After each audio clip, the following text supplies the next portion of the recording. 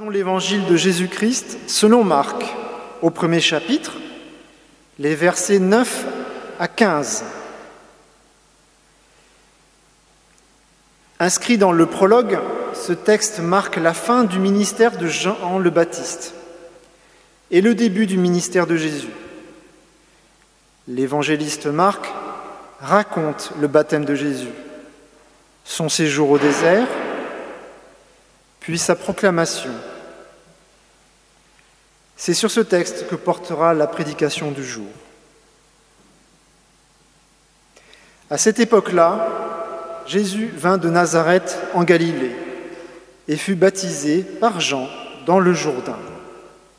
Au moment où il sortait de l'eau, il vit le ciel s'ouvrir et l'Esprit descendre sur lui comme une colombe. Et une voix se fit entendre du ciel. « Tu es mon Fils bien-aimé, tu as toute mon approbation. » Aussitôt, l'Esprit poussa Jésus dans le désert, où il passa 40 jours, tenté par Satan.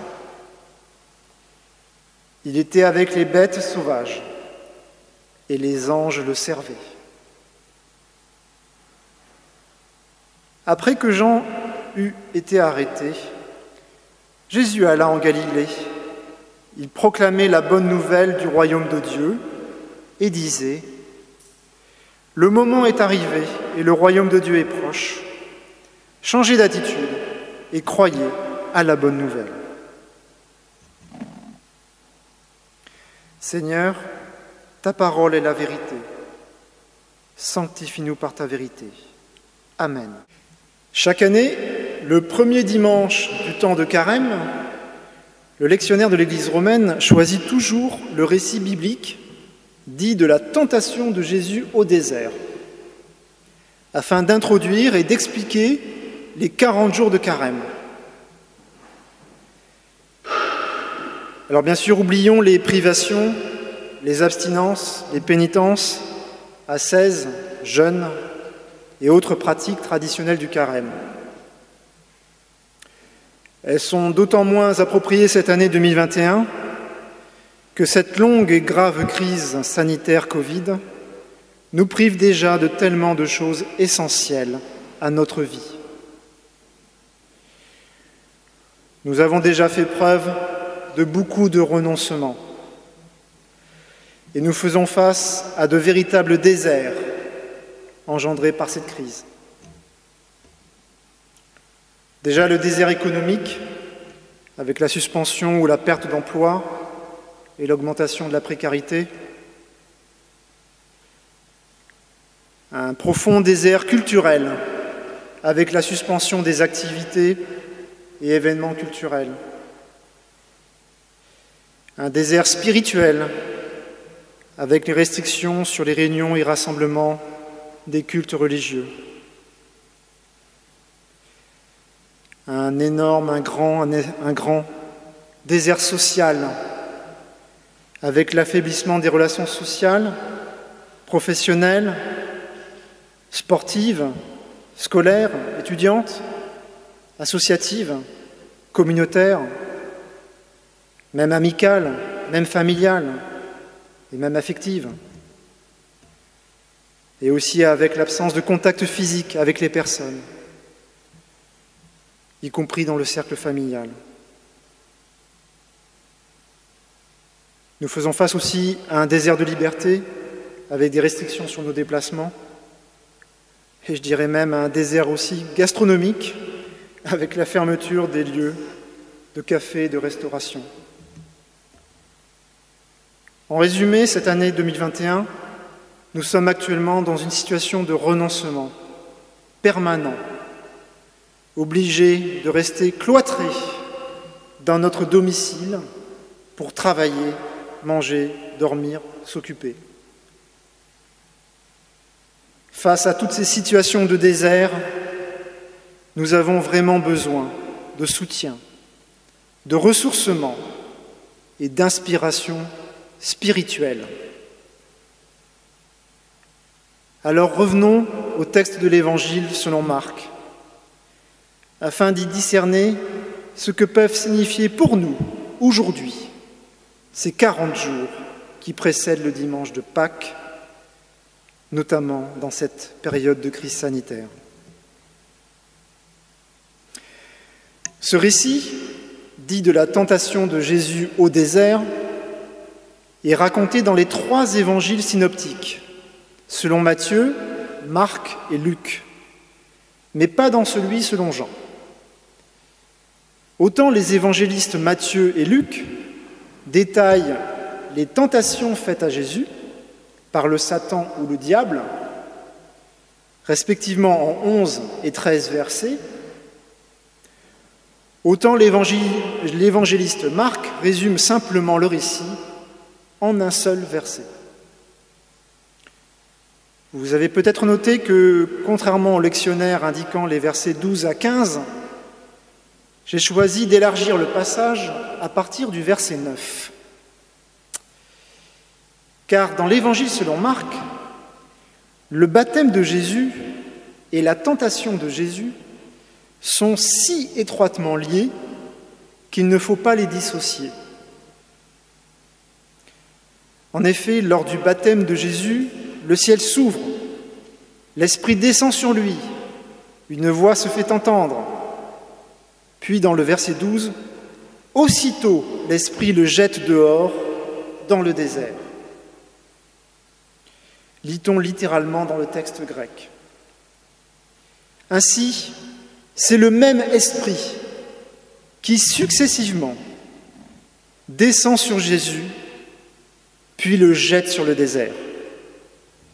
Il y a donc un lien singulier entre le baptême et le désert. Justement, dans la Bible, le désert, érémos en grec, désigne un lieu désolé, inhabité, non cultivé, mais aussi l'état d'une personne, comme l'abandon, le délaissement, la solitude, l'absence de relations, la privation d'aide ou de protection. De fait, les textes bibliques présentent plusieurs facettes du désert. Le désert est un lieu vide. C'est le lieu du vide, du rien, de l'absence de tout. Mais c'est aussi un lieu de la présence de Dieu, où les anges servent Jésus, après qu'il ait été tenté, mis à l'épreuve. Le désert est un lieu qu'on ne peut que traverser, dans lequel on ne peut pas rester, ni s'installer pour y vivre. Mais il est aussi un lieu de rassemblement, dans lequel les foules convergent pour écouter Jésus. Le désert est le lieu de la soif et de la faim, de l'absence d'eau et de nourriture. Mais il est aussi un lieu où Dieu nourrit ceux qui croient en lui, par la manne répandue, par les pains et poissons multipliés.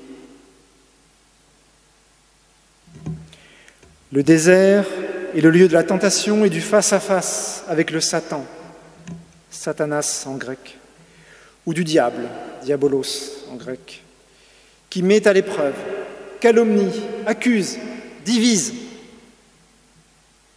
Mais le désert est aussi un lieu du baptême, où Jean le Baptiste, où Jean baptise ses disciples et Jésus.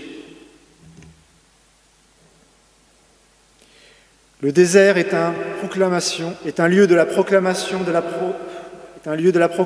la parole de Dieu, où elle est prêchée et même criée. Mais il est aussi le lieu de la solitude, où Jésus se met à l'écart de la ville ou en retrait de la foule, afin de se retrouver seul avec soi-même ou avec ses disciples pour méditer et prier. Ce sont toutes ces facettes bibliques du désert que nous pouvons intégrer pendant ces 40 jours de préparation de Pâques. Mais il ne s'agit surtout pas d'avoir la prétention d'imiter Jésus dans le désert, ni de revivre ou d'éprouver ce qu'il a vécu au désert. Il s'agit plutôt de porter ce désert en nous-mêmes et de le vivre en vérité.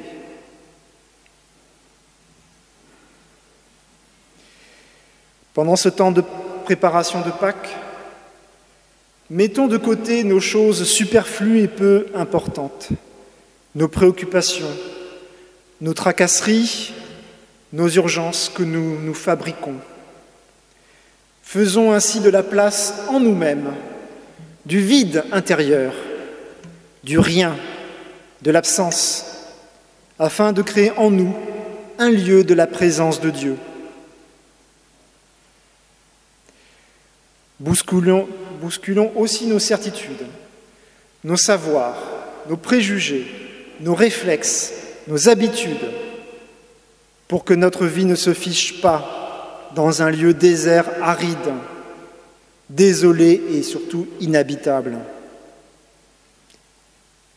Ravivons ainsi notre soif et notre faim de la présence de Dieu, comme les pains et les poissons qu'il a multipliés dans un lieu inhabité, comme la manne qu'il a donnée dans le désert.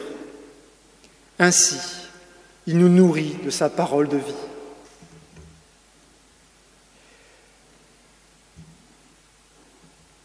Recentrons-nous sur les choses réellement essentielles. Maintenons notre vie dans un mouvement et un élan. Soyons un lieu de rassemblement pour les autres, malgré ces restrictions sanitaires qui pèsent sur notre quotidien et nos projets de vie. Voilà tout ce que peut signifier pour nous ce temps de 40 jours, cet autre temps de l'Avent de l'année chrétienne, ce temps de l'Avent de Pâques. Il représente pour nous le moment opportun pour faire face à tous ces déserts engendrés par la longue et grave crise sanitaire. En effet, l'Esprit qui est descendu sur nous lors de notre baptême en Christ nous pousse à être un lieu de la présence de Dieu. Il nous pousse à être un lieu de la proclamation de sa parole. Il nous pousse à être un lieu de rassemblement pour les autres. Il nous pousse à être un témoin de la bonne nouvelle, dans la perspective de Pâques, en chemin vers la passion et la résurrection de Jésus, le Christ. Amen.